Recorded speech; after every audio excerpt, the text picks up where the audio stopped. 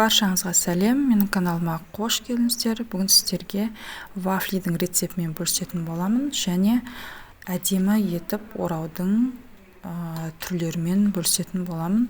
Менімен бірге болыңыздар. Ең алдымен ыдысымызға 5 жұмыртқаны салып, үстіне 150 грамм қантымызды қосып, жақсылап араластырамыз. Және 200 грамм сары майымызды қосып, жақсылап араластырамыз. Бұл жерде сары майды ертіп қоссаңыздар да болады, немесе осылай бөлме температурасында ерітілген сары майды қоссақ та болады. Жақсылап араластырып, ұнымызды қосатын боламыз. Ұнды 300 граммен де алдын ала өлшеніп алынды.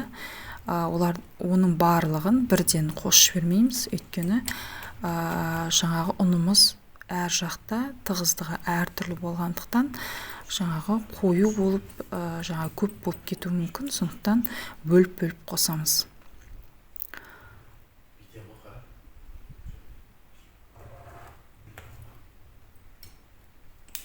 Жақсылап араластырамыз.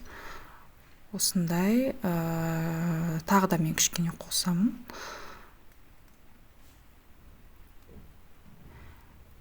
Міне қарасаңыздар, осында қоюлығы осындай болу керек.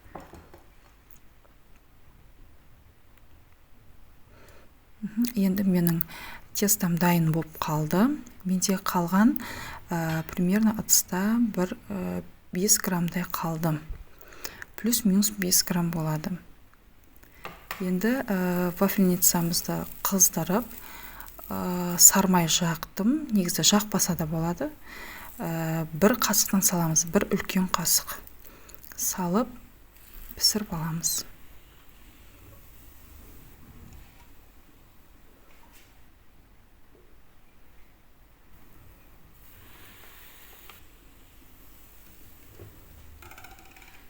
Орайтын болсақ, бірінші 2 бүктеп аламыз.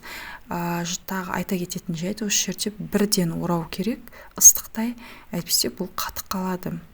Осылай ораймыз, бүктейміз, 1-2 бүктейміз, одан кейін стаканға салып қоямыз. Осылай қатып қалады өзі. Тағы бір рет көрсететін болам. Мұқият қарап алыңыздар.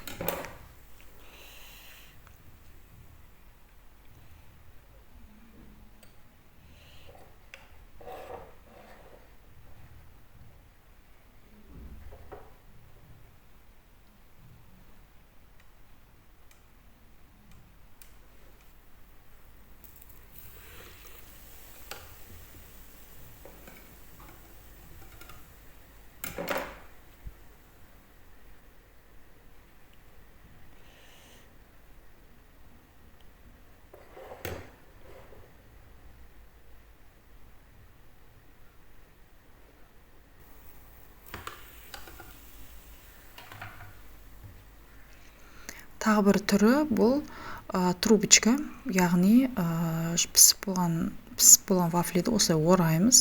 Ыстықтай болды, ешқандай қиындық жоқ.